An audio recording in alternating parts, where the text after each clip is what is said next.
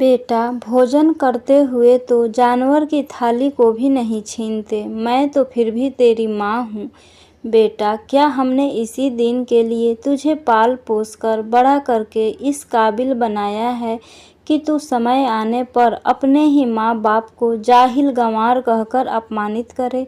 बेटा, मुझे 3 दिनों से बुखार आ रहा है। बहू से कितनी बार कहा डॉक्टर के पास ले चल या बुखार की टैबलेट ही लाकर दे दे, लेकिन उसने ना ही टैबलेट लाकर दी, ना ही मुझे खाना दिया।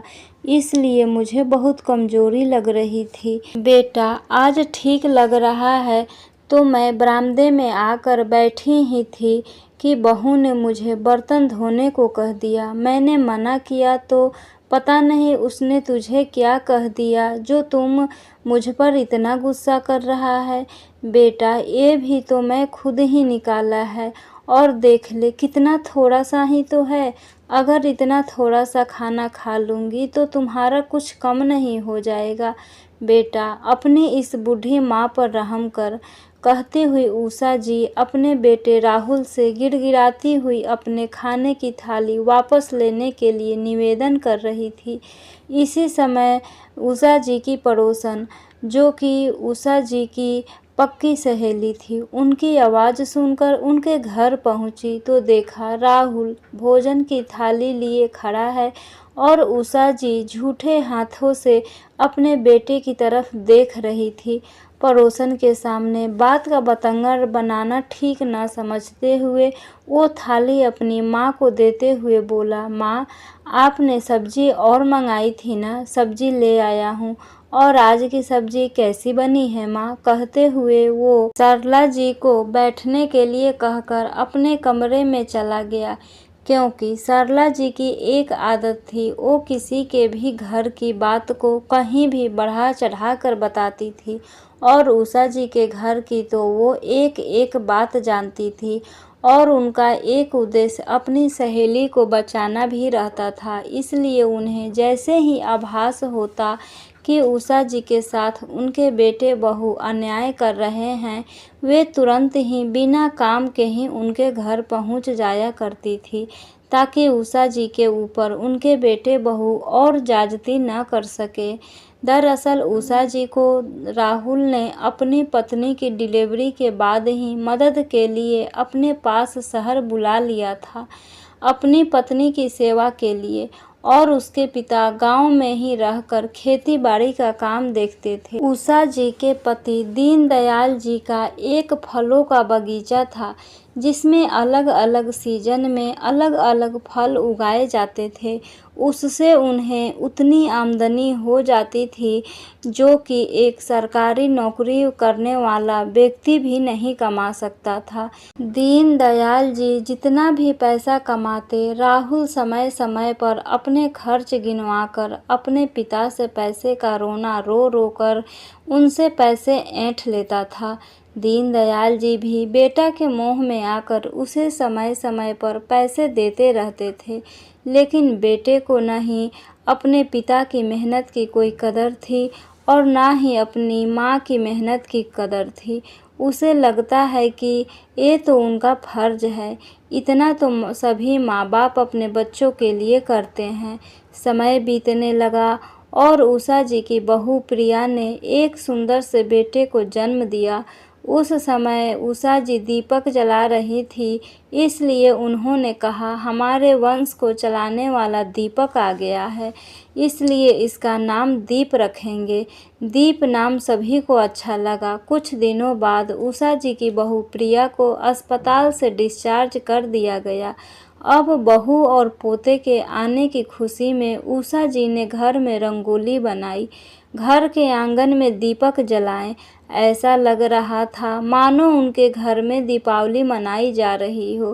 प्रिया ने जब देखा चारों तरफ दीपक जलाए गए हैं, आंगन में एक से बढ़कर एक रंगोली बनाई गई है, तो उसका मन अंदर ही अंदर बहुत खुश हुआ।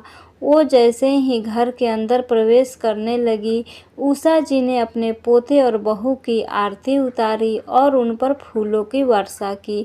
प्रिया ने कभी सोचा भी नहीं था कि उसका और उसके बेटे का स्वागत इस तरह शानदार तरीके से होगा।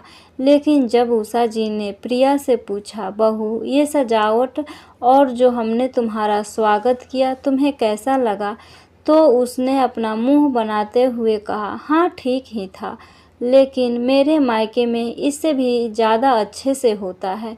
उषा जी का प्रसन्नता भरा चेहरा मुरझा सा गया, लेकिन वो उस समय कुछ भी नहीं कह पाई और चुपचाप वहाँ से चली गई। तभी प्रिया ने कहा, मम्मी जी अस्पताल में तो ढंग का खाना नहीं मिला, आज थोड़ा चटपटा और मसालेदार खाना बनाइएगा, आज घर का खाना भर पेट खाऊंगी। उषा जी बोली, बहू बच्चों की माँ को शुरुआती दिनों में सादा खाना ही खाना चाहिए, ज़्यादा चटपटा और मसालेदार माँ और बच्चे की सेहत के लिए ठीक नहीं होता। प्रिया उषा जी की बात कहाँ मानने वाली थी। वो तो उन्हें गांव की गंवार समझती थी और खुद को नए ज़माने की समझदार पढ़ी लिखी मॉडल लड़की।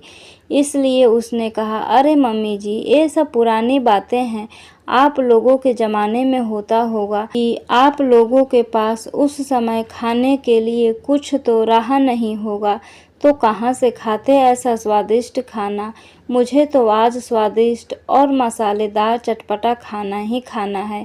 मैं जैसा कह रही हूँ वैसा ही कीजिए, मैं और कुछ नहीं सुनना चाहती, वरना मैं आपके बेटे को फ़ोन लगाकर बता दूंगी कि आप मेरा ठीक से ध्यान नहीं रख रही हो। उषा जी राहुल के गुस्से को जानती थी और प्रिया के बारे में भी जानती थी। वो एक बात को बढ़ा चढ़ा कर बताती है और राहुल बिना सच जाने उन पर भड़क उठता है। उस दिन भी उसने पत्नी के भड़काने पर ही अपनी माँ की खाना खाते हुए थाली को छीन लिया था। इसलिए उषा जी ने सोचा, इन मूर्खों के मुंह लगने से अच्छा है इन्हीं के अनुसार काम कर दिया जाए, आगे जो भी होगा उसके जिम्मेदार ये खुद होंगे। ऐसा सोचकर उन्होंने प्रिया के लिए मसालेदार चटपटा खाना बना दिया। कई दिनों बाद ऐसा चटपटा खाना मिलने से उस दिन प्रिया ने भरपेट खाना खाया और उंगलियां चाटते रह गई और कहने लगी, मम्मी जी पेट तो भर गया है लेकिन मन नहीं भरा है, ऐसा लग रहा है और भी खा लूं, लेकिन इतना ज़्यादा खा लिया है कि अब पेट में जगह ही नहीं है। उषा जी मन ही मन भगवान से प्रार्थना करती रही कि हे भगवान, आजकल के बच्चों को कौन समझाए कि छोटे बच्चों के लिए कैसा खाना लाभदायक होता है। लेकिन भगवान आपसे विनती करती हूँ कि मेरे पोते को कोई नुकसान न हो। आजकल के बच्चे हमारी सुनते ही कहाँ हैं। उषा जी अपनी बहू और पोते के स्वास्थ्य को लेकर बहुत चिंतित थी। सभी लोगों ने खाना खाया और सो गए। रात के करीब 2 बजे से बच्चे का रोना शुरू हो गया। प्रिया के पेट में भी जलन होने लगी। बच्चा बार बार पॉटी करने लगा और लगातार रोता रहा। प्रिया को भी लूज मोशन स्टार्ट हो गए।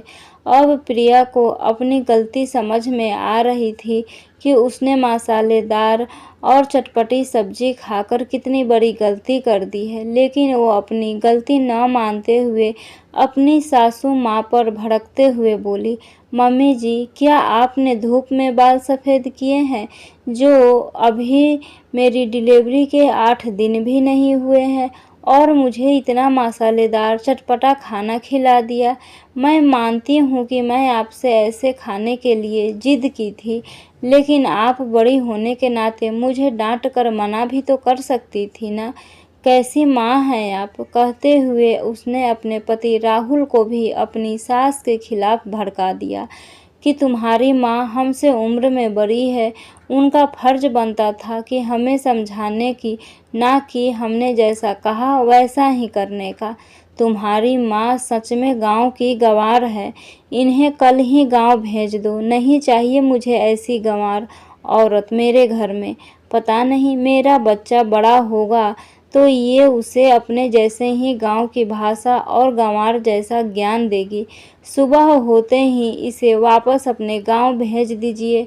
प्रिया ने जब ऐसा कहा तो राहुल को भी लगा कि वास्तव में माँ गांव में रही हुई है, उन्हें बिल्कुल भी अकल नहीं है। इसलिए उसने प्रिया और अपने बच्चों की हालत को देखकर राहुल गुस्से से अपनी माँ को अनाप शनाप गालियाँ देने लगा। सुबह होते ही उन्हें उनके गांव ले जाने के लिए जैसे ही घर से निकल रहा था कि उसी समय उसके पिता दीनदयाल जी अपने पोते का मुंह देखने के लिए गांव से ढेर सारा राशन का सामान और फल लेकर उनके घर पहुंच गए। राहुल ने अपने पिता को अपने दरवाजे पर इतने सारे सामान के साथ देखा तो उसे लालच आ गया। उसने अपनी माँ से कहा, अरे माँ, देखिए ना, पापा तो हम सभी से खासकर अपने पोते से मिलने खुद ही आ गए हैं और आप जिद कर रही थी गांव जाने की।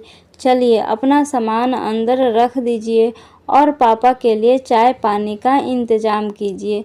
दीनदयाल जी को देखकर उषा जी के आंखों में आंसू आ गए थे। दीनदयाल जी ने उनके आंसू देख लिए थे लेकिन उस समय कुछ नहीं कहा। उषा जी ने अपनी आंसू पोंछे और अपना सामान अपने कमरे में रखा और फिर से रसोई में सबके लिए खाना बनाने में लग गई। उषा जी ने फिर अपनी बहू से पूछा, बहू, तुम्हारे लिए क्या बनाऊं? तो बहू ने गुर्राते हुए, क्या मम्मी जी, आप इतनी बूढ़ी हो गई हैं कि डिलीवरी के बाद नई माँ को क्या खाना चाहिए आपको नहीं मालूम? उषा जी उस समय कुछ भी जवाब नहीं दी, जबकि उषा जी इसके पहले अपने मन से उसके लिए सादा खाना बनाती थी तो प्रिया ही उनसे कहा करती थी, मम्मी जी, मेरे लिए कुछ भी मुझसे बिना पूछे मत बनाइएगा वरना मैं खाना ही नहीं खाऊंगी। अब बेचारी उषा जी करे भी तो क्या करे, उन्हें कुछ समझ में नहीं आ रहा था। तभी दीनदयाल जी ने उषा जी को आवाज़ लगाई और कहा, उषा, एक गिलास पानी लेकर आना। उषा जी ने एक गिलास पानी ट्रे में लिया और दीनदयाल जी के पास चली गई। उनकी नज़रें झुकी हुई थी क्योंकि उनकी हिम्मत नहीं हो रही थी दीनदयाल जी से नज़रें मिलाने की, वरना वे शायद उन्हें देखकर रो देती। दीनदयाल जी ने उषा जी का हाथ पकड़कर अपने पास बैठाते हुए कहा, उषा, क्या हुआ? क्या तुम्हारी तबीयत खराब है या किसी ने तुम्हें कुछ कहा है? उषा, क्या हुआ बताओ ना, तुम्हारा चेहरा इतना मुरझाया सा क्यों दिख रहा है? उषा जी दीनदयाल जी के ऐसे अपनेपन भरे सवालों को सुनकर फूट फूट कर रो पड़ी। उन्हें ऐसा लगा उनका हमदर्द उनकी तकलीफ बांटने आ गए हैं। कोई तो है उनका जिनके भरोसे वो कुछ कर सकती हैं, वरना बेटे बहू ने तो उन्हें असहाय और नौकरानी ही बनाकर रख दिया था। दीनदयाल जी ने उन्हें अपनी बाहों में ले लिया और उनकी पीठ को सहलाते हुए बड़े प्यार से पूछा, उषा, अब मैं आ गया हूँ, तुम्हें डरने की कोई बात नहीं है। किसने क्या कहा मुझे बिना डर के बताओ। थोड़ी देर रो लेने के बाद उषा जी ने अपने आंसू पोंछे और अपने आप को संभालते हुए कहा, जी ऐसी कोई बात नहीं है, बेटा बहू के पास भला मुझे क्या परेशानी हो सकती है? वो तो मैंने आपको बहुत दिनों बाद देखा इसलिए मुझे रोना आ गया। इतना कहकर उषा जी वहाँ से उठकर जाने लगी क्योंकि उनका बेटा राहुल भी उन्हीं के पास बैठा उन्हें घूर घूर कर देख रहा था और बहू भी रसोई से उन्हें इशारे में आंख दिखाकर चमका रही थी कि वो उन्हें कुछ भी ना बताएं। लेकिन दीनदयाल जी ने भी कोई कच्ची गोली नहीं खेली थी। वो समझ रहे थे कि उषा जी को किसी न किसी बात का बहुत बड़ा सदमा लगा है, इसलिए उन्होंने उनका हाथ फिर से पकड़ा और बैठाते हुए बोले, नहीं उषा, तुम कितना भी झूठ बोलो लेकिन तुम्हारी आंखें झूठ नहीं बोल सकती। तुम्हारी आंखें साफ साफ बता रही है कि तुम्हें किसी बात का बहुत दुख है। तुम बताओ तो सही, आखिर तुम्हें किस बात की परेशानी है? दीनदयाल जी के इतना कहते ही उषा जी ने वो सारी बातें बता दी जो उनके साथ किया था। अपनी पत्नी को इतना दुख देने के लिए उन्होंने अपने बेटे बहू को खूब खरी खोटी सुनाई और कहा, बेटा तुम दोनों कान खोल कर सुन लो, हम गांव में रहते हैं ज़रूर, लेकिन ये मत भूलो कि आज तुम जिस आलीशान बंगलों में रहते हो ना, ये बंगला भी उसी गांव में रहने वाले तेरे गंवार माँ बाप की पसीने की कमाई से खरीदा गया है। यहाँ की एक एक ईंट में तेरे गंवार माँ बाप के पसीने की कमाई लगी है। और तुझे पता है, जब तेरी माँ तेरे पास शहर के लिए आ रही थी तब इसके पैर तो मानो ज़मीन पर ही नहीं पड़ रहे थे। ये तो मानो खुशी से बावरी ही हो गई थी। इसने तो आस पड़ोस और पूरे गांव भर में अपने हाथों से बने मोतीचूर के लड्डू बंटवाए थे कि इसके बेटे ने इसे अपने पास बुलाया है और इसके घर आंगन में नन्हे मुन्ने की किलकारियाँ गूंजने वाली है। और जो भी मिलता, चाहे वो बड़े बुजुर्ग हो या छोटे हो, सभी से यही कहती फिरती कि मेरे बेटे के बच्चे को आशीर्वाद दो कि वो सही सलामत इस दुनिया में आए और मेरा बेटा दिन दुनी रात चौगुनी तरक्की करे।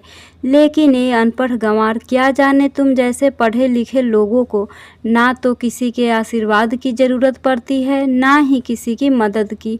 तुम तो पढ़े लिखे हो ना, बिना कुछ किए ही तुम्हारे सारे काम बन जाते हैं। चलो उषा, मैं भी तो गांव का ही गंवार हूँ, इसलिए बेटे के मोह में फंसकर इतना सारा सामान खुश होकर लाया था कि शायद मेरे बच्चों को इसकी ज़रूरत होगी। लेकिन मैं गलत था। ये लोग तो पढ़े लिखे हैं ना, ये लोग अनाज नहीं बल्कि पैसा को ही खाते होंगे, क्योंकि शहर में रहकर सिर्फ पैसा ही जानते हैं, इसलिए सिर्फ पैसा ही खाते होंगे। और हम कहाँ गांव के रहने वाले जाहिल गंवार नाहक ही ये सोच बैठे कि गांव के ताज़े फल और सब्जियां शायद मेरे बच्चों को पसंद आएंगे। यही सोचकर ये ले आया। माफ़ करना बेटा, मुझसे बहुत बड़ी गलती हो गई, कहकर दीनदयाल जी अपने बेटे बहू के सामने हाथ जोड़कर माफ़ी मांगने लगे। तब राहुल दौड़कर अपने पापा के पैरों में गिरकर रोते हुए बोला, पापा मुझसे बहुत बड़ी गलती हो गई, पापा प्लीज़ पापा मुझे माफ़ कर दीजिए। तभी प्रिया अपने ससुर जी से माफ़ी मांगने लगी। तब दीनदयाल जी बोले, अरे तुम लोग जिस देवी समान माँ के गुनहगार हो, उससे माफ़ी मांगना छोड़कर मुझसे माफ़ी मांग रहे हो। अगर तुम्हें माफ़ी मांगना ही है तो उषा जी से माफ़ी मांगो। अगर उन्होंने माफ़ कर दिया तो समझो मैं भी माफ़ कर दिया। फिर दोनों बेटे बहू उषा जी के पैर पकड़कर माफ़ी मांगने लगे। उषा जी एकदम सरल हृदय की थी। उन्होंने तुरंत ही अपने बेटे बहू को उठाकर अपने गले से लगा लिया और कहा, चुप हो जाओ मेरे बच्चों, गलती इंसान से ही होती है, कोई बात नहीं। कोई भी माँ अपने बच्चों से कितनी देर तक नाराज रह सकती है भला। कहकर उन्होंने दोनों के पीठ पर हाथ फेरा और उन्हें वहाँ से जाने के लिए कह दिया। प्रिया अपने कमरे में तो चली गई, लेकिन उसके अंदर आग की ज्वाला धधक रही थी। उसे इस बात की चिढ़ थी कि बुढ़िया ने आते ही अपने पति से उसकी शिकायत कर दी। अब वो अपनी सास से किसी न किसी रूप में बदला लेना चाहती थी। उसे दिन भर बेचैनी लगी रही, क्योंकि राहुल तो खाना खाकर अपने ऑफिस चला गया और उषा जी ने भी खाना बनाया। सभी को खाना खिलाकर खुद खाना खाया और आराम करने अपने कमरे में चली गई। जब शाम हुई तो उषा जी ने देखा प्रिया रसोई में सबके लिए चाय बना रही है, तो उन्होंने कहा, बहू अभी मैं जब तक हूँ तब तक आराम कर लो, फिर तो तुम्हें ही करना होगा। तुमने चाय क्यों बनाई? मैं तो वहीं रही थी चाय बनाने। प्रिया थोड़ा मुस्कुरा कर बोली, कोई बात नहीं मम्मी जी, आप पापा जी के साथ बैठिए, मैं आप लोगों के लिए चाय बना कर लाती हूँ। उषा जी ने भी सोचा, ठीक है, चाय बनाने में बहुत ज़्यादा ताकत भी तो नहीं लगती, खड़े खड़े चाय ही तो बनानी है। उषा जी भी दीनदयाल जी के पास सोफे पर जाकर बैठ गई। दीनदयाल जी ने उषा जी से कहा, उषा थोड़ा गर्म पानी लाओ, मुझे प्यास लग रही है। पानी लेने किचन में जा रही थी तो उन्होंने देखा बहू चाय की कप में चम्मच हिला रही थी। उसे देखकर उन्हें थोड़ा अजीब लगा कि बहू कप में चम्मच क्यों चला रही है। फिर उन्होंने ज़्यादा ध्यान नहीं दिया और पानी लेकर चली गई दीनदयाल जी को देने। थोड़ी देर में बहू ने चाय और बिस्किट ला कर दिया। तो दोनों ने चाय के साथ बिस्किट भी खाया। थोड़ी ही देर में उन्हें ऐसी नींद आने लगी कि वो दोनों वहीं लुढ़क गए। राहुल जब अपने ऑफिस से घर वापस आया तो उसने अपने मम्मी पापा को अस्त व्यस्त तरीके से लुढ़के हुए देखकर दंग रह गया।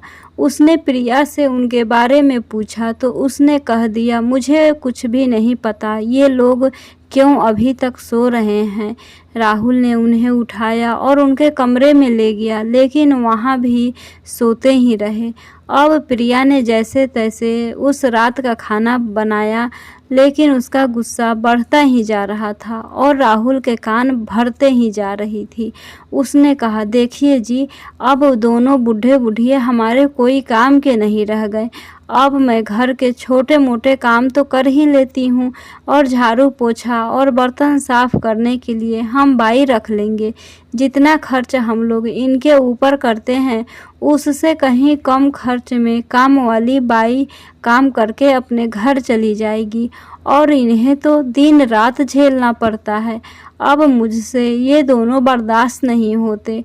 पहले ये बुढ़िया रहती थी तो चलो कम से कम हमारा काम कर दिया करती थी, और अब तो ये बुढ़ा भी याद हमका है, और कल की बात के बाद तो हम इन्हें जाने के लिए भी नहीं कह सकते, नहीं तो ये तो हमें इस घर से जाने के लिए कह देंगे।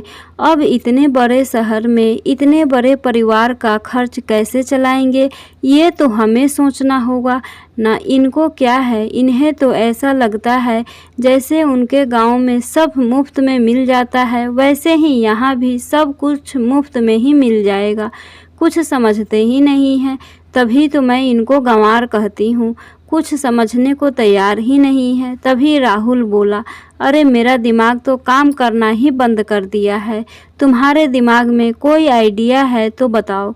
थोड़ी देर सोचने के बाद प्रिया बोली, हम लोग इन बूढ़े बूढ़ियों को यहाँ से जाने के लिए तो नहीं कह सकते, लेकिन इस दुनिया से जाने के लिए तो कह सकते हैं ना। उषा जी ने अपने कानों से सुनी, क्योंकि कुछ देर पहले ही उन्हें होश आया था और जोरों की प्यास लगने के कारण वो पानी लेने रसोई में जा रही थी।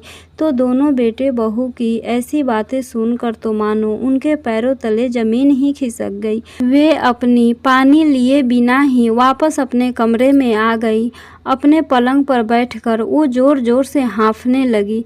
तब तक दीनदयाल जी को भी होश आ गया था। उन्होंने उषा जी को हाँफते हुए देखा। वो पूछा, क्या हुआ उषा, तुम्हारी तबीयत ठीक नहीं लग रही है क्या, तुम्हें क्या हो गया। तभी उषा जी ने उन्हें धीरे से बोलने का इशारा किया। दीनदयाल जी ने उनकी पीठ को सहलाया तो थोड़ी देर बाद धीरे धीरे सामान्य हुई। उन्होंने दीनदयाल जी को बताया कि मैं जब पानी लेने रसोई में जा रही थी तो दोनों बेटे बहू की बातें करते हुए सुना कि वे दोनों कह रहे थे कि हमें इस दुनिया से ही जाने के लिए कह देंगे।